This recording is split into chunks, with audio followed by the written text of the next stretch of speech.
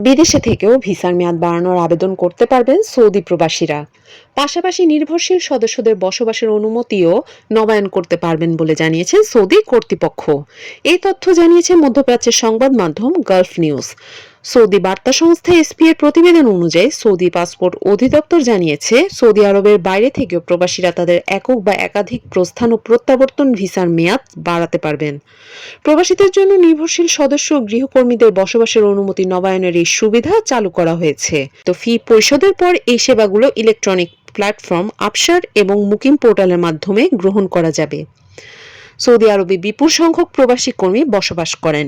দেশের শ্রমবাজারকে আরও চাঙ্গা করতে বেশ কিছু সংস্কার চালু করেছে। শ্রমিকদের চুক্তিভিত্তিক অধিকার সুরক্ষা নিশ্চিত করার লক্ষ্যে এসব কর্মসূচি নিয়েছে সৌদি কর্তৃপক্ষ। নতুন নিয়ম অনুযায়ী অনির্দিষ্ট মেয়াদের চাকরির চুক্তি বাতিলের নোটিশের সময়সীমা শ্রমিকের পক্ষ থেকে 30 দিন এবং নিয়োগকারীর পক্ষ থেকে 60 দিন নির্ধারণ করা হয়েছে। শ্রমিকরা যাতে সমান সুযোগ থেকে বঞ্চিত না হয় এবং ক্ষতিগ্রস্ত না হয় তা নিশ্চিত করতে নিয়োগদাতাদের বাধ্য করা হয়েছে।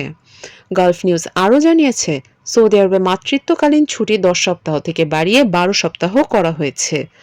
আরেকটি পরিবর্তনে পরীক্ষামূলক কর্মসংস্থানের সর্বোচ্চ সময়সীমা 180 দিন নির্ধারণ করা হয়েছে।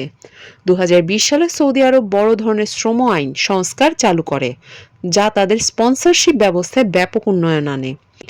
এই সংস্কারগুলো পরের বছর কার্যকর হয় এবং প্রবাসী শ্রমিকদের চাকরির পরিবর্তনের সুযোগ দেওয়া হয়।